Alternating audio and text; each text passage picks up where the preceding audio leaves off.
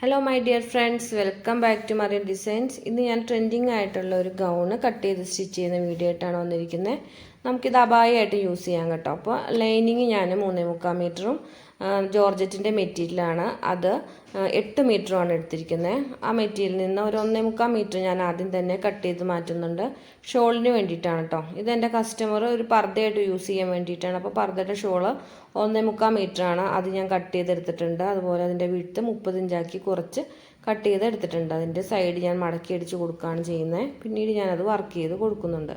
ഇനി നമുക്ക് അതിൽ നിന്ന് സ്ലീവ് കട്ട് ചെയ്തെടുക്കാം. അതിന് വേണ്ടിയിട്ട് ലൈനിങ് 4ആയിട്ട് മടക്കിയിട്ടിട്ടുണ്ട്. അതുപോലെ തന്നെ നമ്മുടെ ജോർജറ്റിൻ്റെ മെറ്റീരിയലും ഇതുപോലെ 4ആയിട്ട് മടക്കിയിട്ട് കൊടുത്ത് സ്ലീവ് കട്ട് ചെയ്തെടുക്കുകയാണ് ചെയ്യുന്നത്. സ്ലീവിൻ്റെ അടിഭാഗം ചെറുതായിട്ട് മടക്കി അടിച്ച് കൊടുക്കുകയാണ് ചെയ്യുന്നത്. അപ്പോൾ സ്ലീവ് ലെങ്ത് എത്രയാണോ വേണ്ടത് അതും പ്ലസ് തയ്യൽ തുമ്പോടെ ആഡ് ചെയ്ത് സ്ലീവ് കട്ട് ചെയ്ത് എടുക്കാം കേട്ടോ. അപ്പോൾ 4.5 ഇഞ്ച് ഞാനിവിടെ ഷേപ്പ് ചെയ്തെടുത്തിട്ടുണ്ട്. അതുപോലെ നമ്മുടെ സ്ലീവ് ലെങ്ത് എത്രയാണോ വേണ്ടത് അത് നിങ്ങൾക്ക് ഇഷ്ടാനുസരണം എടുത്ത് കട്ട് ചെയ്തെടുക്കുക. ബാക്കി വരുന്ന മെറ്റീരിയൽ ലൈനിങ് 3 മീറ്ററാണ്. അതുപോലെ ടോട്ടൽ മെറ്റീരിയൽ നമുക്കിവിടെ ഇനി വരുന്നത് 6 മീറ്ററാണ് വരുന്നത്. 3/4 മീറ്റർ സ്ലീവിന് എടുത്തിട്ടുണ്ട്. 3/4 മീറ്ററിൻ്റെ അടുത്ത് സ്ലീവിന് എടുത്തിട്ടുണ്ട്. ഫുൾ സ്ലീവാണ് എടുത്തത്. അപ്പോൾ ബാക്കി ഏകദേശം ഒരു 6 മീറ്ററാണ് വരുന്നത്. അപ്പോൾ ഇതുപോലെ ഞാൻ 2ആയിട്ട് ഫോൾഡ് ചെയ്ത് ഇത് ഈക്വലായിട്ട് ഷെയർ ചെയ്ത് 2ആയിട്ട് തന്നെ എടുക്കുകയാണ്. അപ്പോൾ ഇവിടെ ഒരു ഇന്നർ ആയിട്ട് ഒരു ഡ്രസ്സ്, അതിൻ്റെ പുറമെ ഒരു ഓവർകോട്ട്, അങ്ങനെയാണ് ഈ ഡ്രസ്സ് വരുന്നത്. അപ്പോൾ ഇന്നറായിട്ട് വരുന്നതിന് നമുക്ക് ലൈനിങ് കൊടുക്കണം. ജോർജറ്റിൻ്റെ മെറ്റീരിയൽ ആയതുകൊണ്ട് നമുക്ക് കട്ടിയുള്ള മെറ്റീരിയൽ ആണെങ്കിൽ ലൈനിങ് വേണ്ട കേട്ടോ. അപ്പം 2 ലെയർ നല്ല മെറ്റീരിയൽ ജോർജറ്റിൻ്റെ മെറ്റീരിയലും ഉള്ളിൽ ലൈനിങ് 1 ലെയർ, അങ്ങനെ ടോട്ടൽ 3 ലെയറാണ് ഇവിടെ ഞാൻ എടുത്തിരിക്കുന്നത്. ജോർജറ്റിൻ്റെ അല്ല, നല്ല കട്ടിയുള്ള പർദ്ദയുടെ ക്ലോത്തൊക്കെ ആണെങ്കിൽ 1 ലെയർ മതി കേട്ടോ. ലൈനിങ്ങിൻ്റെ ആവശ്യമില്ല. അപ്പോൾ ഞാനിവിടെ 4ആയിട്ട് മടക്കിയിട്ട് കൊടുത്തിട്ടുണ്ട്. 2 മെറ്റീരിയൽ, 2 ജോർജറ്റിൻ്റെ ലെയർ, അതുപോലെ ഒരു ലൈനിങ്ങിൻ്റെ ലെയർ. താഴേന്ന് ലെങ്ത് അടയാളപ്പെടുത്തി കൊടുത്തിട്ട് ഞാൻ ആ ലെങ്ത്തിൻ്റെ അവിടെ ഷോൾഡറും ആം ഹോളും എടുക്കുന്നുണ്ട്. 42 ഇഞ്ച് ചെസ്റ്റ് അളവുള്ള ആളിൻ്റെ അളവാണ് കേട്ടോ ഇവിടെ. Shoulder 8 inch, arm hole 8 inch എടുക്കുന്നുണ്ട്. ചെസ്റ്റിൻ്റെ അവിടെ ഞാൻ 13 ഇഞ്ച് എടുക്കുന്നുണ്ട്. ഷേപ്പ് ഇറക്കം 15.5 ഇഞ്ച് മാർക്ക് ചെയ്തിട്ട് അവിടെ 12 ഇഞ്ച് ഷേപ്പ് വണ്ണം അടയാളപ്പെടുത്തി കൊടുക്കുന്നുണ്ട് കേട്ടോ. ഇനി ആ ഷേപ്പ് വണ്ണം അടയാളപ്പെടുത്തി കൊടുത്ത പോയിന്റിൽ നിന്ന് താഴത്തേക്ക് ഇതുപോലെ ചെരിച്ച് മാർക്ക് ചെയ്ത് കൊടുത്തിട്ട് താഴ്ഭാഗം ഒന്ന് ചെരിച്ച് കർവ് ചെയ്ത് ഷേപ്പ് ചെയ്ത് കട്ട് ചെയ്തെടുക്കുകയാണ് ചെയ്യുന്നത്. താഴെ സൈഡ് തൂക്കം വരാതിരിക്കാൻ വേണ്ടി 2-2.5 ഇഞ്ചോളം നമുക്ക് ഷേപ്പ് ചെയ്ത് എടുക്കേണ്ടതുണ്ട് കേട്ടോ. ഇനിയിപ്പോൾ നമുക്ക് 2 ലെയർ ഫ്രണ്ടിന്, 2 ലെയർ ബാക്കിന്, അതുപോലെ 1 ലെയർ വീതം ലൈനിങ്ങും നമുക്കുണ്ട്. അതിൽ 2 ലെയർ നല്ല ജോർജറ്റും 1 ലെയർ ലൈനിങ്ങും ഇതുപോലെ മാറ്റി വെച്ചതിന് ശേഷം നമുക്ക് 2 ലെയർ ഫ്രണ്ടിനുണ്ട്. അതിലൊരു ലെയർ ഫ്രണ്ടിൻ്റെ മാറ്റി വയ്ക്കാം. അതിനുശേഷം 1 ലെയറിൽ ഫ്രണ്ട് നെക്കിനും ലൈനിങ്ങിനും വേണ്ടിയിട്ട് നെക്ക് നമുക്ക് കട്ട് ചെയ്തെടുക്കാം. അപ്പോൾ ഫ്രണ്ട് നമ്മൾ ഓപ്പൺ ഷ്രഗായിട്ട് ഉപയോഗിക്കുന്നതുകൊണ്ട് നെക്ക് നമ്മൾ 1 ലെയറിൽ മാത്രമാണ് കട്ട് ചെയ്യുന്നുള്ളൂ. അപ്പോൾ ആ 1 ലെയറിൽ നെക്ക് 6 ഇഞ്ച് ലെങ്ത്തും 2.5 ഇഞ്ച് വിഡ്ത്തിലും കട്ട് ചെയ്തെടുക്കുന്നുണ്ട്. ലൈനിങ്ങും അതുപോലെ തന്നെ കട്ട് ചെയ്തെടുക്കുന്നുണ്ട്. ഇനി ഉള്ളിലുള്ള ബാക്ക് പീസ് ഞാൻ ഫുള്ളായിട്ട് 2 ലെയർ നല്ല പീസ് ബാക്ക് പീസിനുണ്ട്. അതുപോലെ ഒരു ലൈനിങ്ങും ഉണ്ട്. അത് ഫുള്ളായിട്ട് ഞാൻ മാറ്റി വെച്ചിട്ടുണ്ട്. നെക്ക് കട്ട് ചെയ്യുന്നില്ല, സ്ട്രെയിറ്റ് ആയിട്ട് തന്നെയാണ് നെക്ക് എടുക്കുന്നത്. ഇനി സെൻട്രലിൽ ഞാൻ ഇവിടെ 2.5 ഇഞ്ച് മാർക്ക് ചെയ്തെടുക്കുന്നുണ്ട്. ഫ്രണ്ടിൽ നിന്ന് മുകളിൽ നിന്ന് താഴെ വരെ 2.5 ഇഞ്ച് ഇതുപോലെ മാർക്ക് ചെയ്തെടുത്തിട്ട് അത് ഫുള്ളായിട്ട് കട്ട് ചെയ്ത് മാറ്റുന്നുണ്ട്. അപ്പോൾ ഓപ്പൺ ഷ്രഗായിട്ട്, ഫ്രണ്ട് ഓപ്പൺ ഷ്രഗായിട്ടാണ് ഇത് വരുന്നത് ഫ്രണ്ട് പീസ്. അപ്പോൾ അതിൻ്റെ 2 സൈഡും നമുക്കിതുപോലെ മടക്കി അടിച്ചെടുക്കണം. ആ കട്ട് ചെയ്തെടുത്ത എഡ്ജ്, ഓവർകോട്ടിൻ്റെ ഏറ്റവും പുറമേ വരുന്ന എഡ്ജ് ഇതുപോലെ 2 സൈഡും ചെറുതായിട്ട് മടക്കിയടിച്ച് നമുക്ക് എടുക്കാം.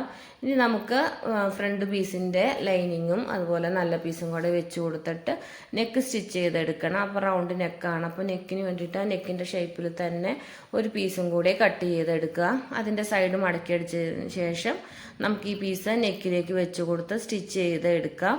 അതിനുശേഷം അത് ഉള്ളിലേക്ക് വെച്ച് കൊടുത്ത് നമുക്ക് സ്റ്റിച്ച് ചെയ്തെടുക്കാം. അപ്പോൾ ഇവിടെ ലൈനിങ് ഉള്ളതുകൊണ്ട് ലൈനിങ്ങിലേക്ക് അറ്റാച്ച് ചെയ്ത് സ്റ്റിച്ച് ചെയ്ത് കൊടുത്താൽ നമുക്ക് വളരെ എളുപ്പമുണ്ടാവും.